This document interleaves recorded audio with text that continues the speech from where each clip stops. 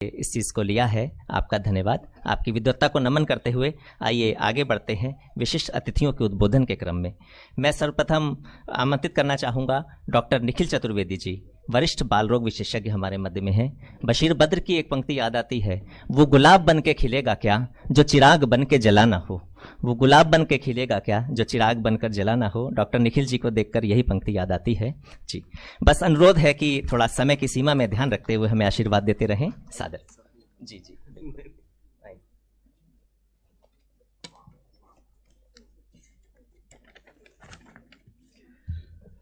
मंच पर उपस्थित सभी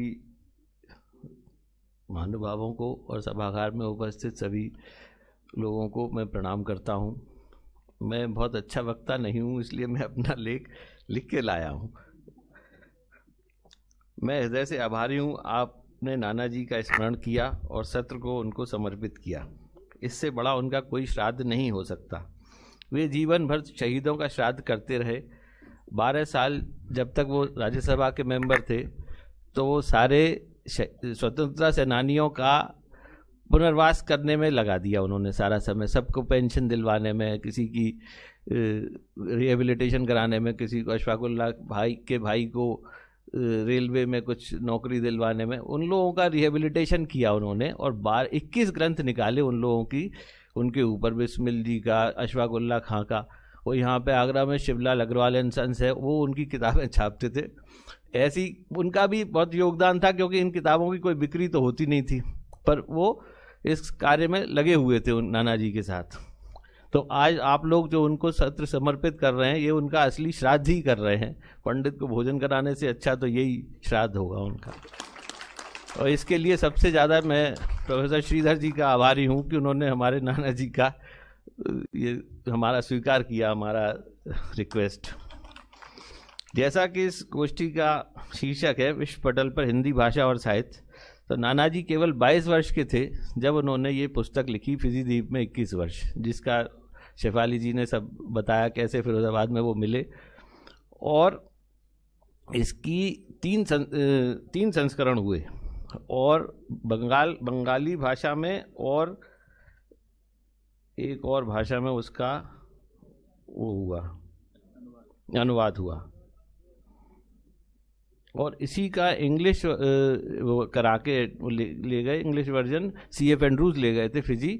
उसी के बाद ये शर्तबंदी जो कुली प्रथा खत्म हुई। तो कलम की ताकत का आप अनुमान लगा सकते हैं कि एक उनकी कलम की ताकत से ही ये शर्तबंदी खत्म हो पाई। स्वर्गीय सुभद्रा कुमारी चौहान के पति श्री लक्ष्मण सिंह जी ने इसी आधार पर कुली प्रथा नामक नाटक लिखा था, और राष्ट्रकवि मैथिलीकरण शरण गुप्त जी ने किसान नामक कविता लिखी। प्रवासी भारतवासियों की दशा को देखने के लिए कांग्रेस ने उन्हें सरोजनी नायडू के साथ ईस्ट अफ्रीका भी भेजा था, जिसकी उन्होंने अपनी आके रिपोर्ट दी थी।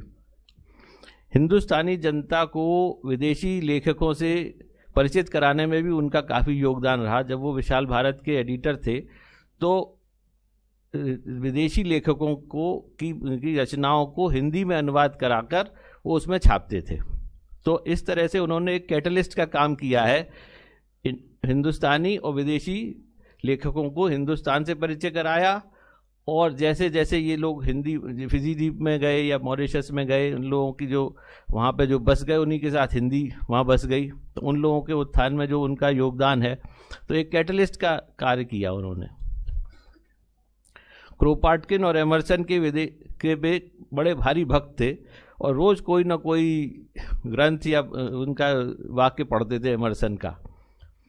और क्रोपाटकिन की आत्मकथा को वो विश्व का सबसे अधिक उत्कृष्ट आत्मचरित मानते थे। एमर्सन थोरो हिटमैन को वो कहते थे कि अमेरिका की पूरे देश को बहुत सबसे बड़ी भेंट है। और जिस एक चलते चलते उनका विनोद प्रिय भी थे। एक बार जब वो सांसद थे तो बाहर नॉर्थ एवेन्यू में बैठे वो और बालकृष्ण शर्मा नवीन दोनों बैठे बात कर रहे थे। तो दिनकर जी उधर से आए, उन्होंने कहा चौबे जी क्या चल रहा है? बोले एक कविता बनाने की कोशिश कर रहे हैं, तो पर एक लाइन बन गई, दूसरी नहीं बन पा रही। उन्होंने क्या कविता है?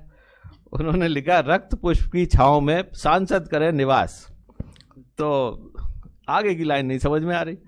दिनकर जी बोले आगे समझो 4 माह की वृत्ति में काटे 12 मास। तो 4 महीना सेशन चलता था, 4 महीने पैसे मिलते थे, तो 12 महीने काटने पड़ते थे। तो उस जमाने के नेता भी ऐसे थे। जब वो 1964 में लौटे फिरोजाबाद तो उनके बैंक में 400 रुपये थे। 62 ईयर्स पे उनका अकाउंट खुला था। उस तरह के पुराने जमाने के 12 साल के मेंबर पार्लियामेंट होने के बाद ये हाल था उनका।